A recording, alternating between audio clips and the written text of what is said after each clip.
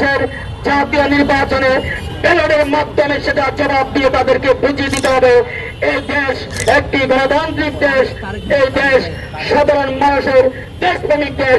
এই বাংলাদেশকে নিয়ে ছিনিমিনি খেলে কেউ কখনো রক্ষা পায় নাই, ভবিষ্যতেও পাবেন না। চুক্রি মহল নির্বাচনকে নিয়ে নির্বাচন একটি খেলা খেলতে চায়।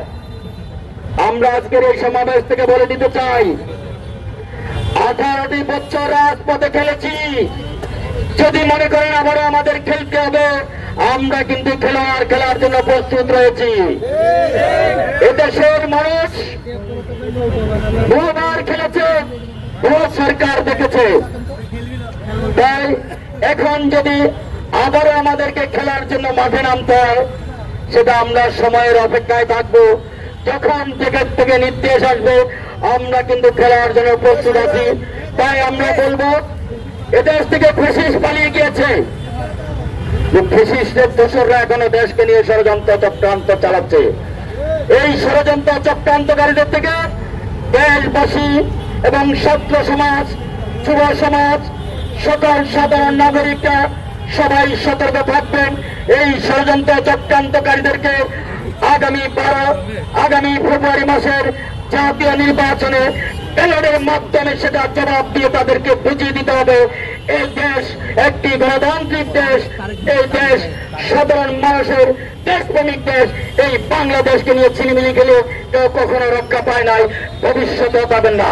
তাই আমরা বলে দিতে চাই, আগামী ফেব্রুয়ারি মাসে যে নির্বাচন সরকার কর্তৃক ঘোষণা হয়েছে, যথারীতি সময় যাদের দেশে নির্বাচন হয়, এই নির্বাচনের মধ্যে দিয়ে জনগণ বেছে নিবে তাদের সরকার প্রধান কে হবে, সেটা জনগণের রায় দিবে তাদের ব্যালটের মাধ্যমে।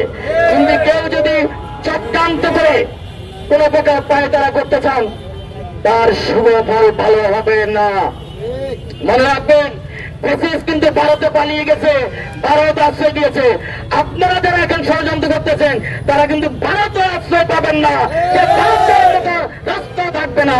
সারা বাংলাদেশের জনগণ আপনাদেরকে বলবো, 12 ফেব্রুয়ারির মধ্যে যদি নির্বাচন না হয়, আপনারা প্রত্যেকটা রাষ্ট্রদূত বাংলাদেশের প্রতিটা বর্ডার, আমরা যেভাবে এরশাদ পর্যন্ত তার পতনে আমরা বর্ডারে গিয়ে পাহারা দিয়েছিলাম, প্রত্যেকটা রাষ্ট্রদূত অফিসকে ঘেরাও করেছিলাম, আমরা কিন্তু সেই কর্মসূচিতে বাধ্য হব যদি নির্বাচনকে নিয়ে কোন রকম পায়তারা করা হয়। তাই আমরা ফেব্রুয়ারি মাসের মধ্যে যেই নির্বাচন সরকার ঘোষণা করেছে, আমরা যাতে জাতীয় নির্বাচন ফেব্রুয়ারি মাসের মাধ্যমে আমরা আমাদের ভোটের অধিকার প্রয়োগ করতে পারি, সেই ব্যবস্থা নেওয়ার জন্য সরকারকে আমরা আজকের এই মঞ্চ থেকে আহ্বান জানাচ্ছি।